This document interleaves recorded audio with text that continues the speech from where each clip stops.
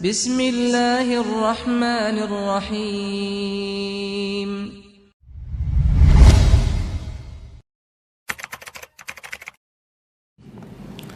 Bismillahirrahmanirrahim. Assalamualaikum warahmatullahi wabarakatuh.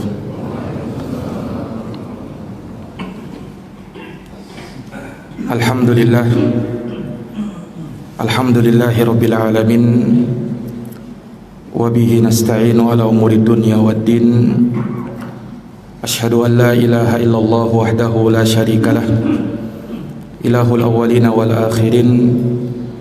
Wa asyhadu anna Muhammadan abduhu wa rasuluhu as-sadiqul amin. Sallallahu alaihi wa ala alihi wa sahbihi wa man tabi'ahum bi ihsanin ila yaumiddin. Wa sallama tasliman katsira, amma ba'd. Subhanaka la ilma lana illa ma 'allamtana innaka antal alimul hakim. Allahumma 'allimna ma yanfa'una wanfa'na bima 'allamtana wa zidna ilman ya rabbal alamin. Rabbi shrah li sadri wa yassir li amri wahlul 'uqdatam min lisani yafqahu qawli. Ma'asyaral muslimin wal muslimat, hadirin wal hadirat, bapak-bapak, saudara-saudara sekalian, jamaah Masjid Al-Ijtihad yang dirahmati dan dimuliakan oleh Allah. Alhamdulillahi bi ni'matihi tatimmus shalihat. Segala puji hanya bagi Allah yang dengan nikmat-nikmatnya tertunai segala amal-amal kebajikan. Salawat dan salam semoga tercurahkan dan terlimpahkan kepada junjungan kita Nabi Agung, Nabi besar Muhammad sallallahu alaihi wasallam, kepada keluarga, para sahabat, serta orang-orang yang senantiasa meniti jalannya sampai hari kiamat. Ma'asyaral muslimin, jamaah salat subuh yang berbahagia. Di kesempatan subuh ini kembali kita akan melanjutkan pelajaran hadis dari hadis-hadis Rasulullah sallallahu alaihi wasallam. Pada pagi ini kita akan membacakan hadis Abu Hurairah radhiyallahu anhu yang berbicara tentang perbedaan antara siapa yang disebut walinya Allah dan walius syaitan, walinya syaitan. Memahami antara dua hal ini adalah hal yang sangat penting agar jangan sampai kita keliru di dalam memandang siapa sebenarnya wali Allah. Para jamaah yang dirahmati oleh Allah, di sini beliau sebutkan hadis riwayat Al-Imam Al-Bukhari di dalam sahihnya dari hadis Abu Hurairah radhiyallahu anhu. Beliau berkata, qala Rasulullah sallallahu alaihi wasallam, Rasulullah sallallahu alaihi wasallam bersabda, innallaha ta'ala qala, sesungguhnya Allah Ta'ala berfirman. Ini disebut dengan hadithul qudsi, hadits yang diriwayatkan oleh Nabi sallallahu alaihi wasallam langsung dari Allah Subhanahu wa taala. Nah, dan ini tentu tidak sama dengan Al-Quran. Kalau Al-Quran, lafaz dan maknanya itu dari Allah Subhanahu wa taala. Adapun hadits qudsi, maka lafaznya dari Nabi sallallahu alaihi wasallam, sementara maknanya itu dari Allah Subhanahu wa taala. Allah Subhanahu wa taala berfirman di dalam hadits qudsi ini, man 'adali waliyan faqad adantuhu bil harb. Siapa yang mengganggu waliku, maka aku umumkan perang melawan dirinya. Wa ma taqarraba ilayya 'abdi bi syai'in ahabba ilayya mimma aftaradtuhu alaihi. Dan tidaklah hambaku mendekatkan dirinya kepadaku dengan suatu yang lebih aku cintai dari menjalankan kewajiban kepadaku. Wa ma yazalu 'abdi yataqarrabu ilayya bin nawafil hatta uhibbah. Dan senantiasa hambaku mendekatkan dirinya kepadaku dengan amalan-amalan sunnah sampai aku mencintainya. Fa idza ahbabtuhu, kalau aku telah mencintainya, fakuntu sam'ahu alladhi yasma'u bih, maka aku adalah pendengarannya yang dia pakai untuk mendengar. Wa basarahu alladhi yubsiru bih, aku adalah matanya yang dia pakai untuk melihat. Wa yadahu allati yabtishu biha, aku adalah tangannya yang dia pakai untuk memegang. Wa rijlahu allati yamshi biha, dan aku adalah kakinya yang dia pakai untuk melangkah. Wala in sa'alani la'u'tiyannah, kalau dia minta kepadaku, niscaya aku akan beri apa yang dia inginkan. Wala in ista'adani la'u'idhannah, dan kalau dia minta perlindungan kepadaku, maka niscaya aku akan melindunginya. Para jamaah yang dirahmati dan dimuliakan oleh Allah, hadis yang mulia ini termasuk dari jawami'ul kalim, hadis-hadis yang ringkas tetapi mengandung makna yang sangat luas. Dia merupakan hadis yang menjelaskan kepada kita akan salah satu dari sebab yang bisa mendatangkan kecintaan Allah kepada hamba, di mana Allah Subhanahu wa taala ketika cinta kepada seorang hamba, maka dia akan mendapatkan keutamaan dan pahala yang besar di sisi Allah Subhanahu wa taala. Dan hadis ini juga menerangkan kepada kita akan ketinggian derajat seorang wali yang dikatakan dengan waliullah, walinya Allah, di mana wali Allah Subhanahu wa taala ini tidak boleh dan tidak ada seorang pun yang menyakitinya kecuali Allah akan umumkan perang kepadanya. Karena begitu tingginya derajat seorang wali di sisi Allah Subhanahu wa taala. Namun siapakah sebenarnya wali itu? Siapa yang disebut dan pantas menyandang gelar sebagai seorang wali? Apakah wali itu orang yang bisa terbang di atas langit? Ataukah wali itu yang mampu berjalan di atas air misalnya? Ataukah wali itu yang kebal dari senjata apapun? Atau siapa sebenarnya wali Allah itu? Berapa banyak sebagian dari kaum muslimin jatuh dalam kekeliruan di dalam memahami siapa sebenarnya seorang wali itu. Mereka beranggapan bahwa wali itu harus punya karomah. Mereka beranggapan bahwa wali itu hanya bisa didapatkan dengan derajat atau dengan jalur perwalian, dengan jalan warisan. Ada juga yang berpandangan bahwa wali itu dia harus bersemedi di tempat yang sunyi sampai menjadi seorang wali.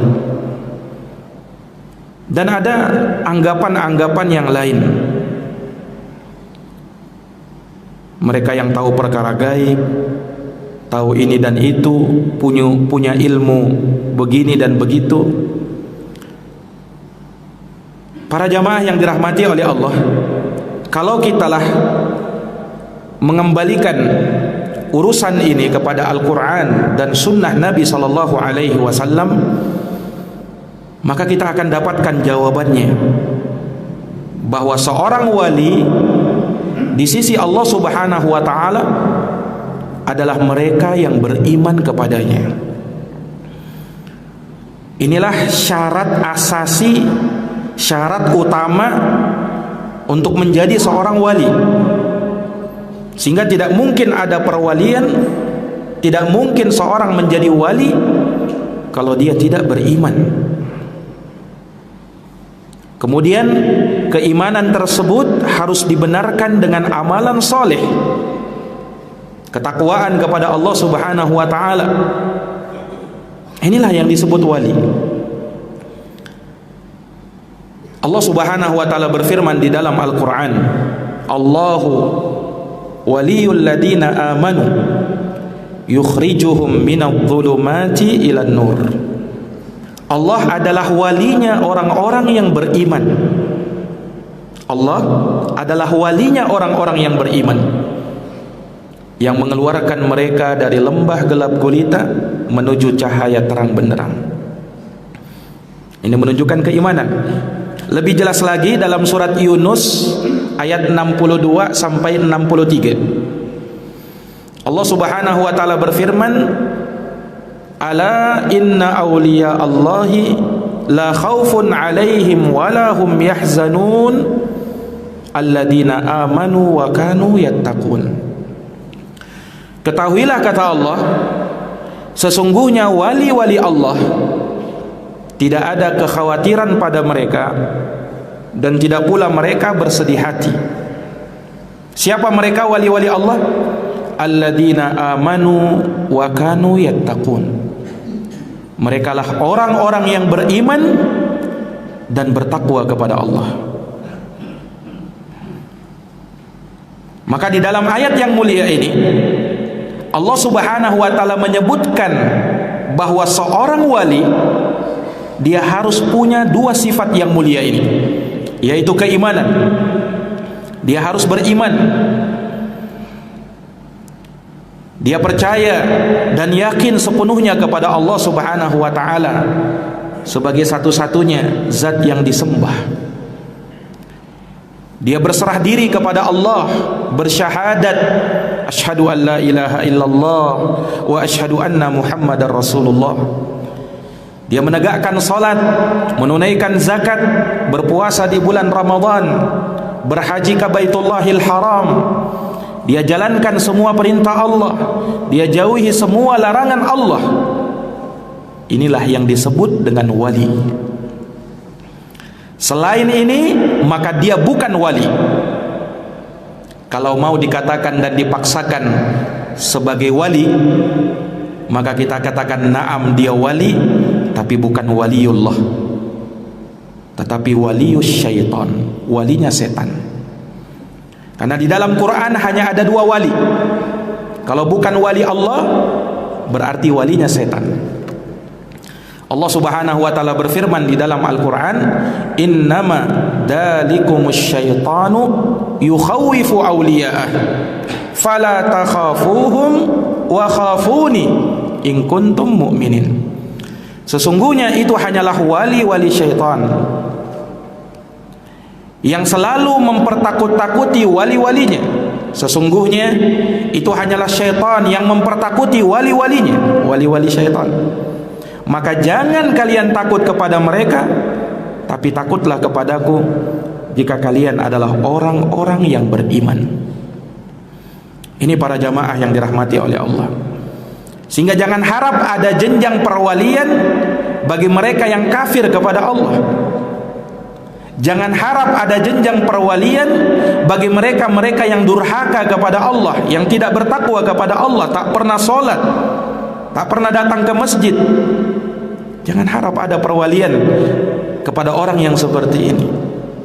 Sebab yang menjadi wali syaratnya harus beriman, syaratnya harus bertakwa kepada Allah Subhanahu wa taala. Ini para jamaah yang dirahmati oleh Allah. Makanya pernah disebutkan dari Imam Ibnu Katsir rahimahullah di dalam tafsir beliau, Tafsirul Qur'anil Azim, salah seorang muridnya Imam Syafi'i pernah berkata kepada Imam Syafi'i, "Wahai Imam, kana Laits ibnu Sa'ad yaqulu idza ra'aitumur rajul yamshi fis sama, yamshi 'alal ma wa yatiru fis wa yamshi 'alal ma fala taghtarru bih hatta yu'rida amrahu minal kitabi was sunnah." Adalah Imam Laits bin Sa'ad. Beliau pernah berkata, wahai Imam Syafi'i, kata Imam Laits bin Sa'ad, jangan apabila kamu melihat seseorang mampu berjalan di atas air, maka jangan kau tertipu dengannya. Jangan langsung kau katakan dia adalah walinya Allah. Jangan sampai kau perhadapkan urusannya kepada Al-Quran dan Sunnah. Artinya begini, kalau dia melakukan hal yang seperti itu dan memang orangnya soleh, orangnya bertakwa kepada Allah, jalannya sesuai dengan Quran dan Sunnah, maka itu karomah dan dia adalah walinya Allah. Tapi kalau tidak, maka keajaiban, kesaktian yang muncul dari dia itu dari syaitan, sebagai tipu daya syaitan. Para jamaah sekalian, mendengarkan yang seperti ini, Imam Syafi'i langsung berkomentar. Kata Imam Syafi'i, qassara al-Laits, Imam Laits masih kurang. Kata Imam Syafi'i, kurang apa? Masih kurang dalam pernyataannya itu. Ya. Bahkan kata Imam Syafi'i, bal idza ra'aitumur rajula yamshi 'alal ma' wa yatiru fis sama' fala taqtarra bih hatta tu'ridu amrahu 'alal kitabi was sunnah.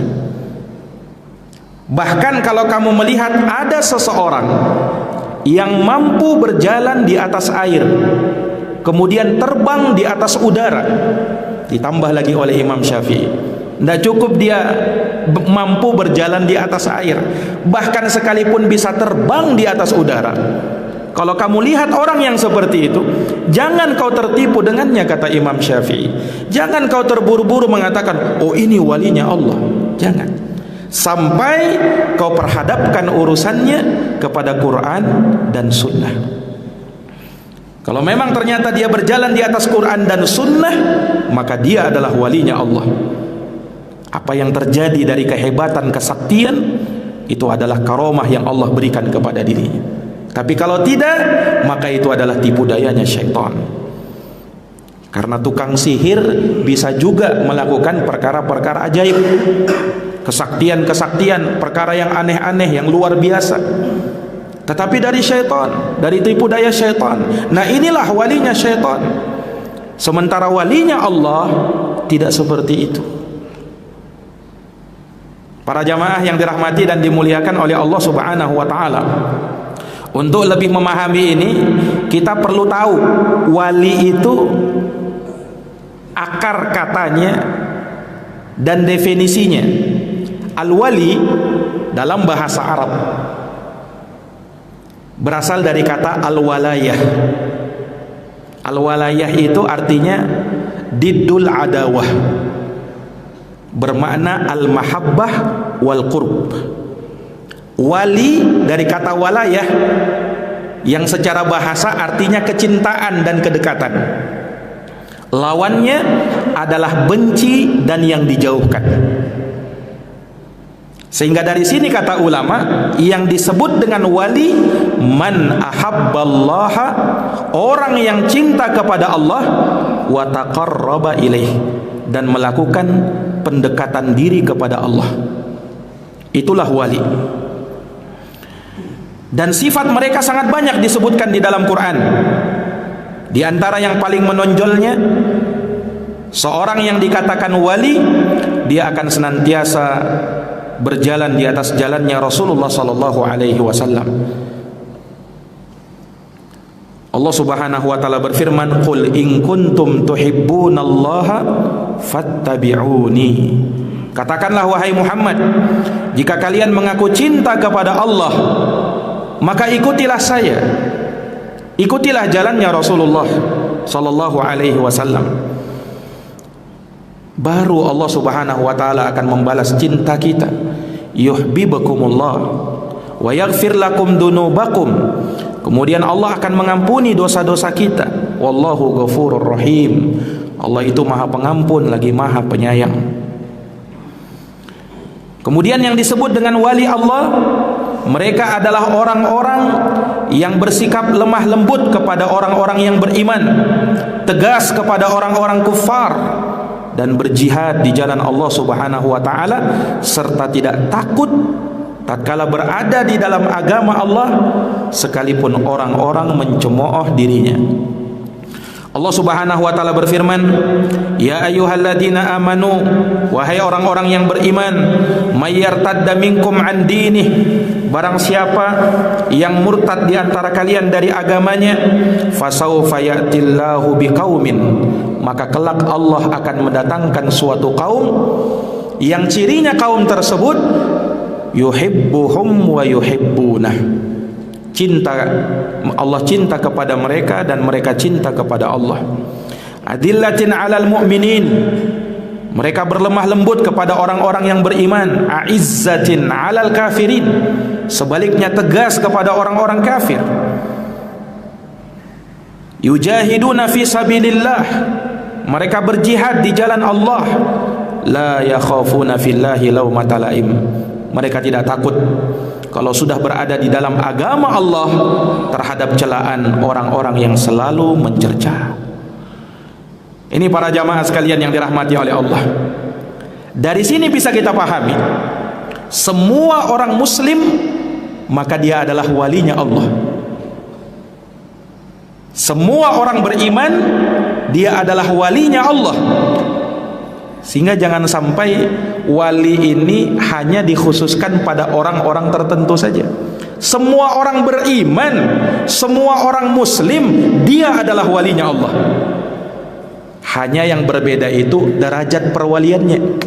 Itu yang berbeda-beda sesuai dengan tingkat iman dan takwanya kepada Allah. Kan sudah lewat tadi, orang yang dikatakan wali syaratnya dua, beriman dan bertakwa. Sehingga kalau ada orang beriman, bertakwa kepada Allah, maka dia adalah walinya Allah. Tinggi rendahnya derajat perwaliannya disesuaikan dengan tingginya rendahnya derajat iman dan takwanya. Semakin tinggi imannya, semakin besar, semakin tinggi pula derajat perwaliannya di sisi Allah. Semakin rendah pula. Ini para jamaah yang dirahmati dan dimuliakan oleh Allah. Kalau kita melihat, mungkin dikatakan imamnya para wali, para sahabat Nabi sallallahu alaihi wasallam. Terutama yang mulia di antara mereka, semacam Abu Bakar dan Umar radhiyallahu taala anhuma. Kalau kita melihat contoh misalnya Umar bin Khattab radhiyallahu anhu, sahabat yang tentunya tidak bisa diragukan lagi kan perwaliannya beliau ini. Walinya Allah, Umar bin Khattab, orang yang dijamin masuk surga. Salah seorang dari 10 sahabat dijamin masuk surga, salah satunya Umar bin Khattab. Sahabat yang paling mulia setelah Abu Bakar As-Siddiq. Di masa kekhilafahan beliau, tunduk Romawi dan Persia di bawah kaki kaum muslimin. Kedua negara adik kuasa tatkala itu, Romawi dan Persia, tunduk di hadapan Umar bin Khattab radhiyallahu anhu. Nah, Umar ini luar biasa keutamaan beliau dan memang walinya Allah, seorang yang diberi ilham oleh Allah. Sampai kata Nabi sallallahu alaihi wasallam, "Qad kana fi man kana qablakum nasun muhaddatsun." Sesungguhnya orang-orang dari umat sebelum kalian ada orang-orang yang memang dikhususkan mendapatkan ilham dari Allah. Fa iyakun min ummati fa innahu Umar. Kata Nabi, andaikan ada dari umatku, maka orang yang terdepannya adalah Umar bin Khattab. Dalam hadis yang lain Rasulullah memuji Umar, "Innallaha wada'al haqqa ala lisani Umar yaqulu bih." Sesungguhnya Allah meletakkan kebenaran pada lisannya Umar bin Khattab. Beliau berkata dengan lisan tersebut. Sampai Nabi bahkan mengatakan, "Lau kana nabiyyun ba'di lakana Umar." Andaikan ada nabi setelah saya, maka orangnya adalah Umar. Sampai mendapatkan rekomendasi seperti itu Umar bin Khattab. Andaikan kata Nabi, ada nabi setelah saya, pasti orangnya Umar, kata Nabi. Sayangnya tidak ada nabi setelah saya. Ini luar biasa Umar ini. Nah, para jamaah sekalian yang dirahmati oleh Allah, kenapa sampai dipuji oleh Nabi seperti itu? Karena sangat sering ucapan-ucapan Umar ini bersesuaian dengan wahyu Allah. Umar yang pertama kali mengusulkan kepada Nabi agar kaum muslimat memakai hijab. Itu atas usulannya Umar. Di awal-awal Islam, tatkala belum diwajibkan hijab bagi kaum muslimat, Umar datang Pak kepada Nabi SAW. Kemudian mengusulkan kepada Nabi, ya Rasulullah, andaikan istri-istrimu dan istrinya orang-orang yang beriman, mereka menutup tubuh mereka, mereka memakai hijab yang syar'i, niscaya itu baik wahai Rasulullah. Ini baru usulannya Umar. Mendengarkan itu Nabi diam, karena Nabi menunggu wahyu dari Allah Subhanahu wa taala. Tidak lama setelah itu turun ayat pemberlakuan wajibnya hijab bagi kaum muslimat. Lihat ini. Jadi atas dasar usulannya Umar bin Khattab radhiyallahu anhu, bersesuaian dengan wahyu. Nah, inilah orang yang mendapatkan ilham dari Allah Subhanahu wa taala. Dalam tawanan perang Badar, itu juga Allah menyetujui pendapatnya Umar. Kisahnya masyhur ketika perang Badar dan kaum muslimin mendapatkan kemenangan tatkala itu, ditawan pentolan-pentolan kaum Quraisy. Sebagian mereka tewas di perang Badar itu. Tawanan-tawanan ini mau diapakan ini? Nabi SAW panggil Abu Bakar dan Umar, minta pendapatnya. Wahai Abu Bakar, ini tawanan kita ini mau diapakan wahai Abu Bakar? Abu Bakar berpendapat, ya Rasulullah, begini aja, kita minta tebusan ya Rasulullah. Jadi kita bebaskan mereka, kan mereka ini masih keluarga kita juga.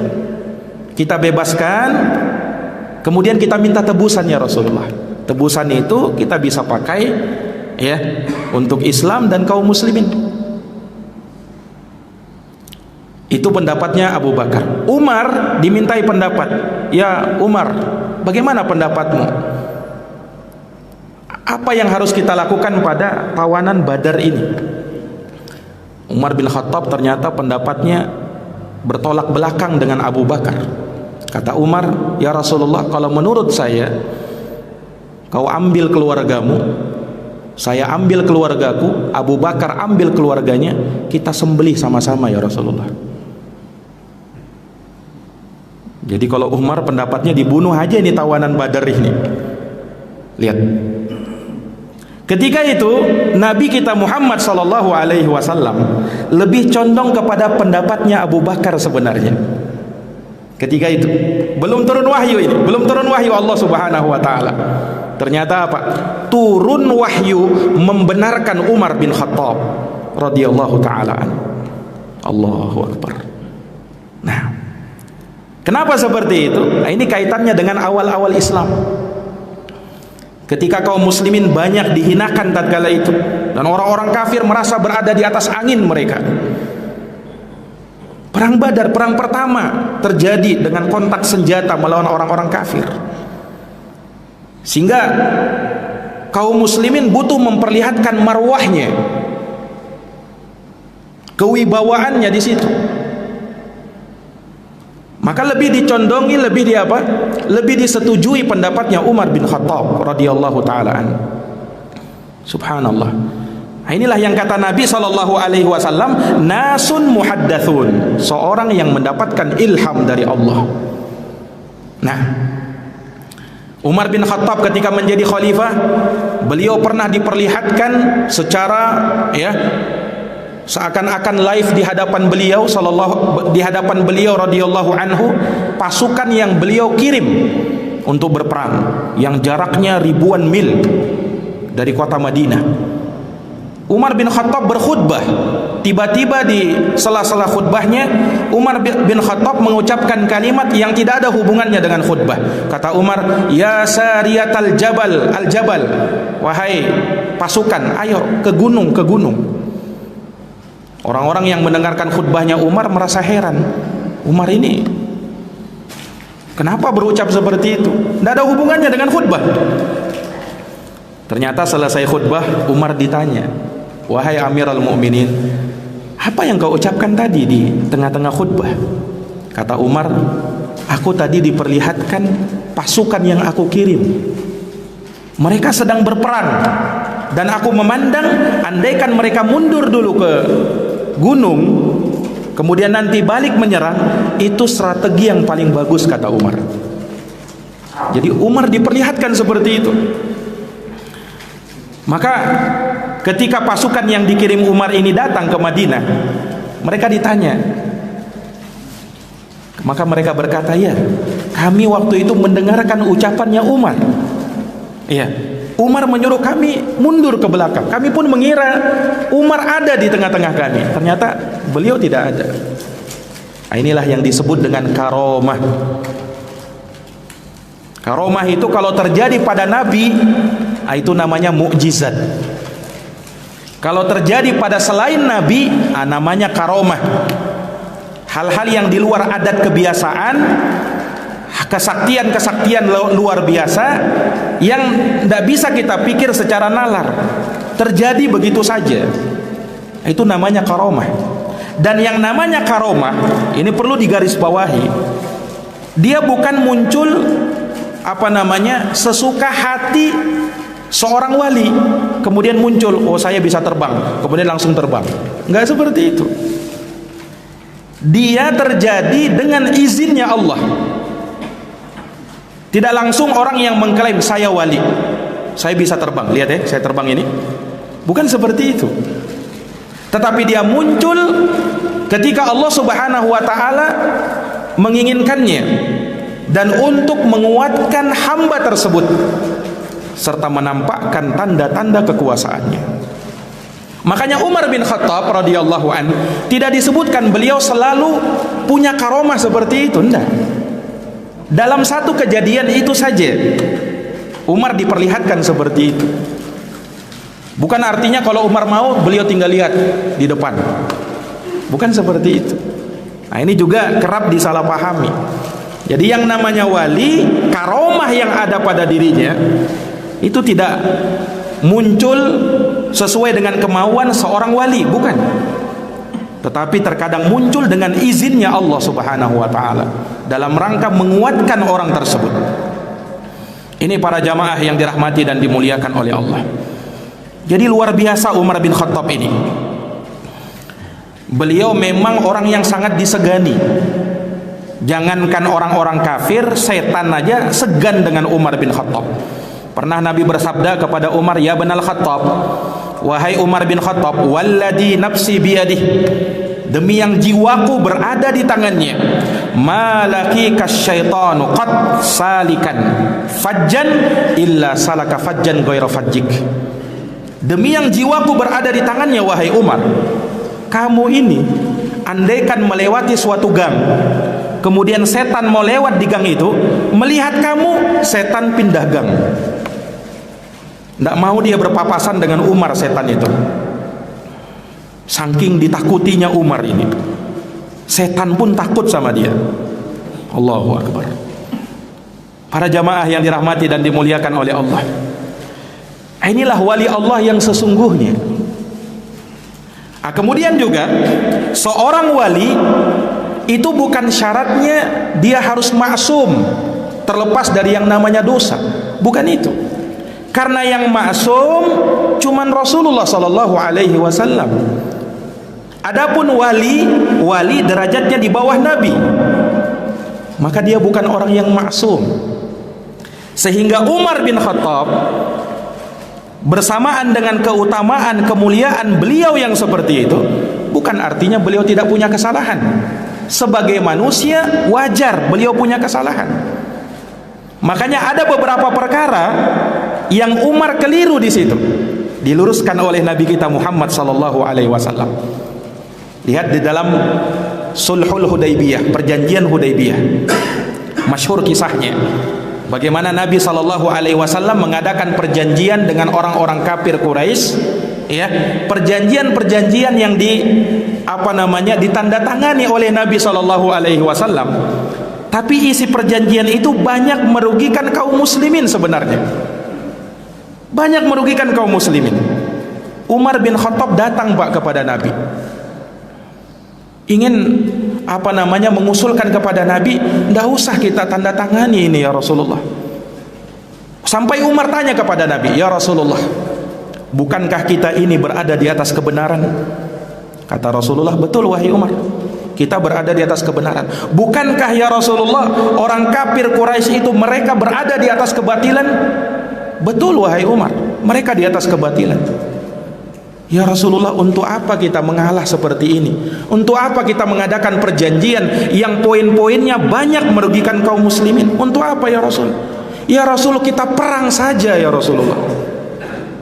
Umar Pak seperti itu orangnya.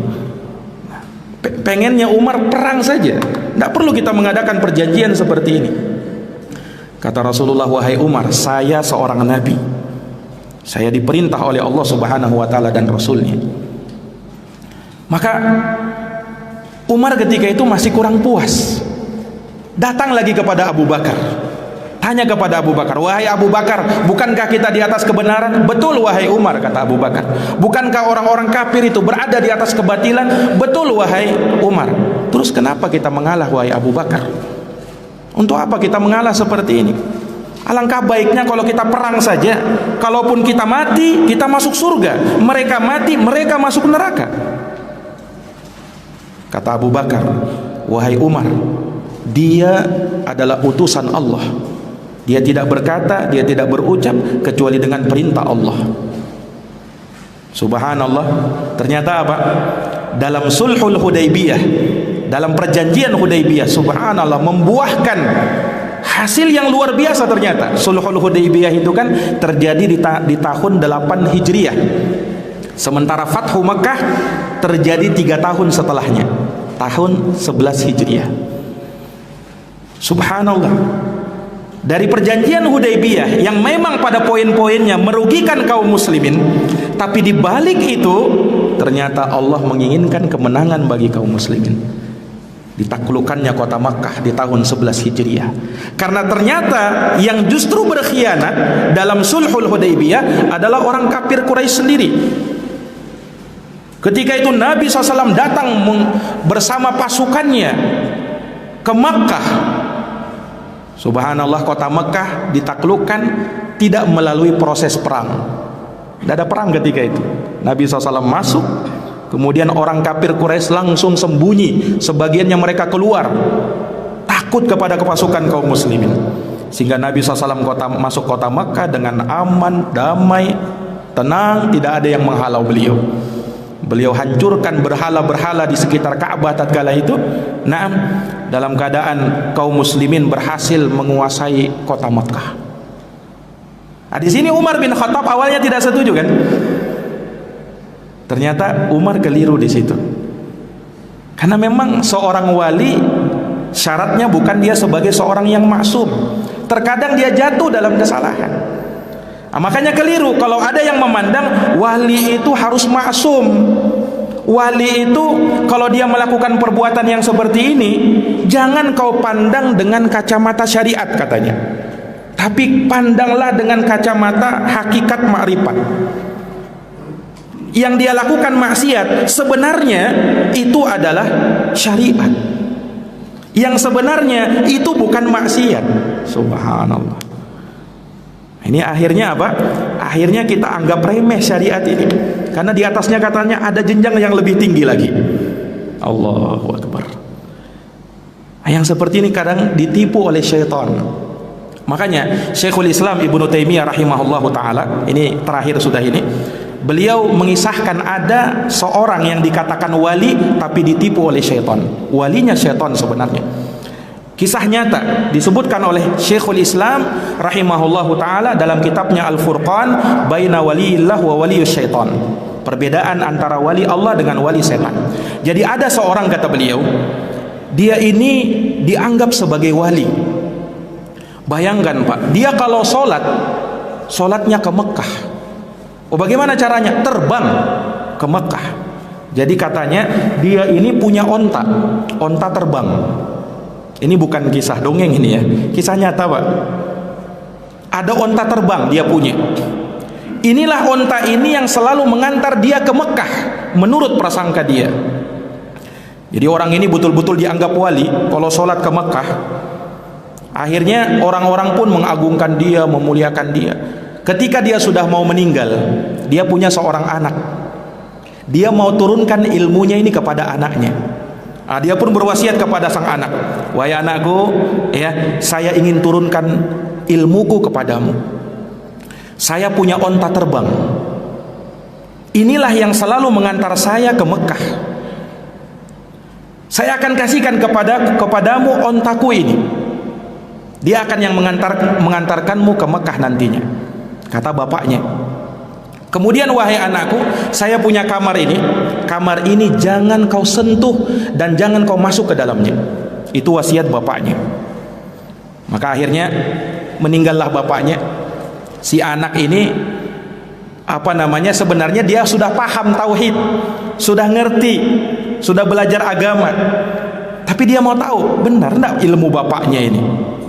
Pada suatu malam datanglah onta ini, Pak. Datanglah onta ini. Kemudian sang onta mampu berbicara layaknya manusia. Dia berkata, "Wahai anakku, naiklah ke punggungku. Aku akan antar kau ke Mekah."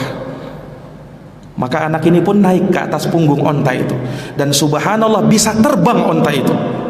Ketika terbang, maka sebelum sampai di Mekah, onta ini turun ternyata di padang pasir yang sangat luas. Kemudian sang onta berbicara, "Wahai anakku, dahulu bapakmu dia bisa tundukkan saya antar dia ke Mekah, tapi ada satu syaratnya.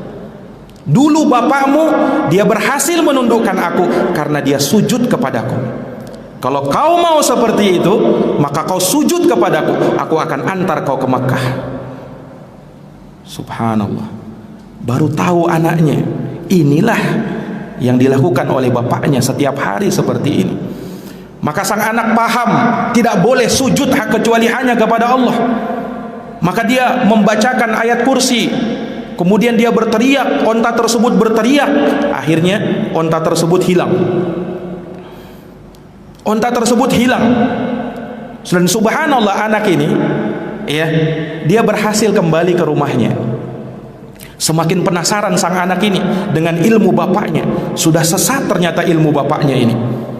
Nah, hanya ada satu yang dia semakin penasaran. Bapaknya kan berwasiat jangan sentuh kamar ini, kamar yang selalu bapaknya berada di dalam situ. Akhirnya dia memberanikan diri, dia langgar wasiat bapaknya tadi, karena dia sudah tahu ilmu bapaknya ini tidak benar sudah ini. Maka dia bongkar kamar itu, Pak.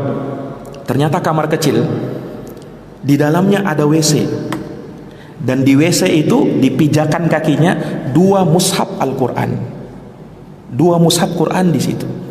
Jadi kalau bapaknya nauzubillah buang air dalam keadaan menginjak mushaf Quran itu, itulah yang selama ini dilakukan oleh bapaknya. Dan ini kisah nyata disebutkan oleh Syekhul Islam rahimahullahu ta'ala dalam perbedaan antara wali Allah dengan walinya syaitan. Sehingga jangan sampai kita tertipu menganggap ini wali Allah, ternyata ditipu oleh syaitan. Para jamaah yang dirahmati dan dimuliakan oleh Allah, maka ini mungkin yang bisa kami paparkan. Semoga bermanfaat, semoga menambah ilmu kita terkait dengan masalah ini. Jazakumullahu khairan atas perhatiannya. Mohon maaf atas segala kekurangannya.